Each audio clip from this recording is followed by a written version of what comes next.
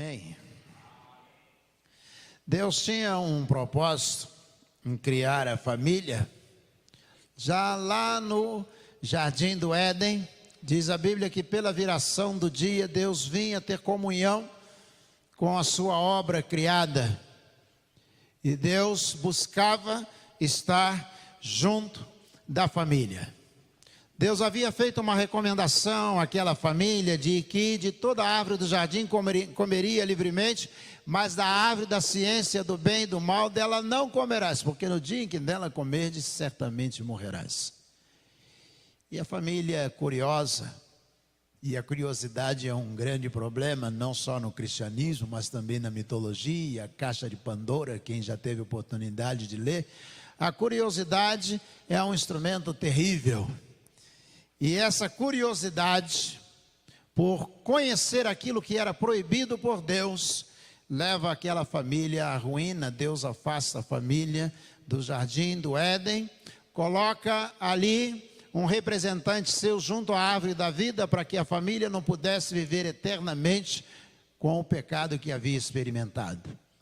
Tudo era novo, agora tudo era diferente. Havia uma determinação divina de que tudo seria diferente. O pecado, diz o profeta, fez separação entre nós e o nosso Deus. Nós nos afastamos de Deus por causa do pecado. Paulo é enfático dizendo que a alma que pecar, essa morrerá, repetindo o profeta Ezequiel, dizendo que nos afastamos completamente de Deus. E Deus vai buscar reconciliar essas pessoas numa nova família, numa grande família, através de Jesus Cristo, nosso Senhor e Salvador. Jesus vem ao mundo e os pais têm dificuldade de entenderem o ministério que vai ser desenvolvido por Jesus. Jesus, ainda aos 12 anos, ainda na adolescência, ele se separa da família e ele volta para o templo. Ele está no templo, os pais estão procurando a caminho de casa, retornam até o templo. Jesus está entre os doutores, discutindo, ensinando as escrituras sagradas, e aí eles dizem: onde é que você estava? Nós estávamos procurando por você. E eles dizem: vocês não sabem que eu estou fazendo as coisas, tratando dos negócios do meu pai? Eu imagino José olha para Maria e fala: quem é o pai dele? Está tratando de negócio de que pai? A vida de Jesus vai indicar uma nova família. A morte e a ressurreição de Jesus vão indicar a formação de uma nova família.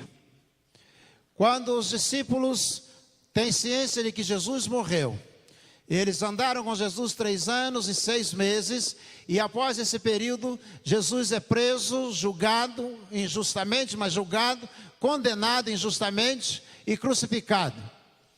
E quando isso acontece, os discípulos, eles têm dificuldade de dar continuidade, porque a perseguição era intensa. E no domingo pela manhã, as mulheres, compreensivelmente, foram até o sepulcro, porque não havia perseguição indicada sobre elas, mas sobre os discípulos. E elas vão ao sepulcro, e quando chega lá Maria Madalena, o capítulo que nós começamos a ler, diz assim, a partir do versículo 1, que ela estava ali, e ela começa a chorar, percebendo que Jesus não está ali, não está o seu corpo no sepulcro. E ao chorar, ela não consegue entender o que está acontecendo. Vem Pedro e João, eles correm até o sepulcro, e João é mais jovem, corre mais do que o apóstolo Pedro, que é mais velho,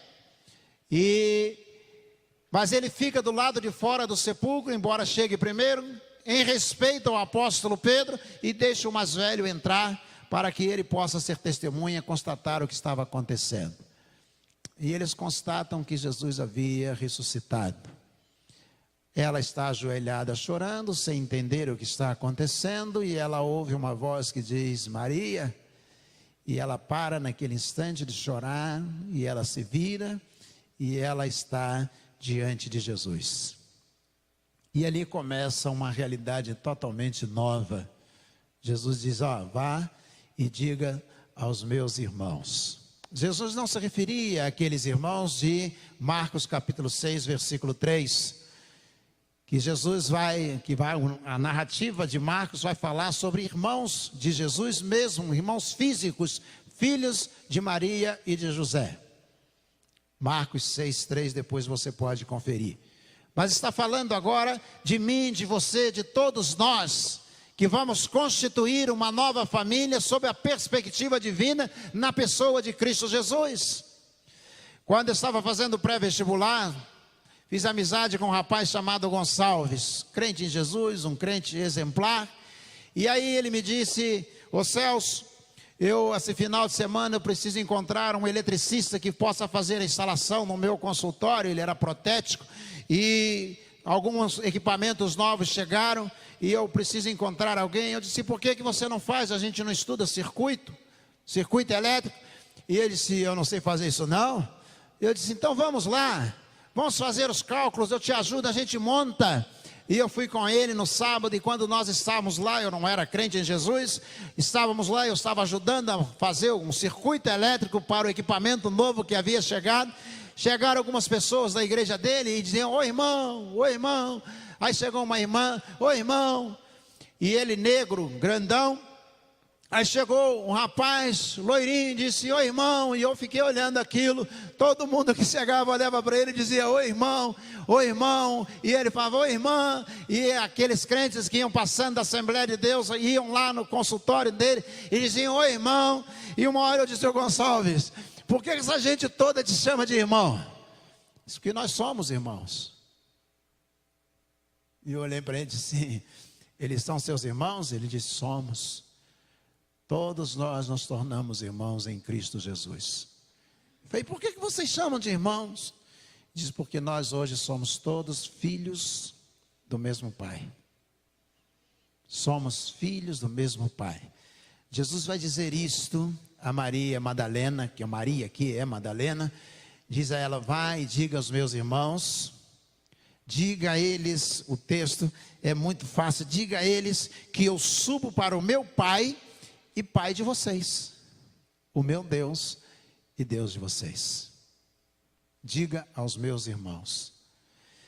Muitas vezes a pessoa vem à igreja e diz assim: eu sou sozinho, eu não tenho um parente. Tem sim, você tem uma multidão de irmãos, filhos do mesmo Pai que você é filho. Nós nos unimos em Cristo Jesus, passamos a fazer parte da família de Deus. Todos nós. Paulo escreve aos Coríntios dizendo que se um sofre, se uma parte do corpo sofre, todo o restante do corpo deve sofrer e sentir as dores daquela parte também juntamente. Se um filho de Deus sofre o luto, todos nós devemos sofrer com ele.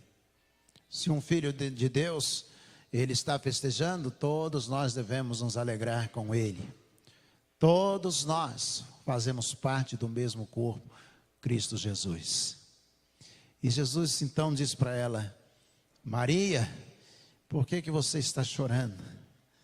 E ela, pensando que fosse um jardineiro, diz: Senhor, levaram o meu Senhor, e eu não sei onde o colocaram. E ela vai avisar que o túmulo está vazio. Pedro vem correndo, João também, e eles saem do mesmo lugar, eles estão juntos. Mas Jesus vai dizer: vão lá e digam aos meus irmãos. Ele poderia ter dito: diga a seus irmãos.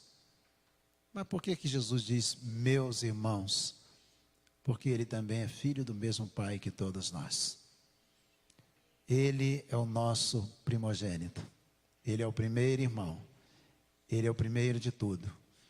Ele, diz Paulo aos Coríntios capítulo 15, ele é a primícia dos que dormem. Mateus 27, 51 em diante diz: quando Jesus morreu, todas as pessoas do Velho Testamento ressuscitaram, aquelas que esperavam em Cristo Jesus. A primeira parte da família vem à vida. E aí dizia: eles ficaram no sepulcro aguardando a ressurreição de Jesus. Sabe por quê? Porque Jesus é o caminho. Era ele que indicava o caminho que todos eles deveriam seguir para entrar no céu. E quando ele ressuscita, Mateus 27, 52, eles se levantam. saem do sepulcro, seguem Jesus e entram na eternidade para fazerem parte da família, nova família que todos nós faremos parte, a família eterna em Cristo Jesus.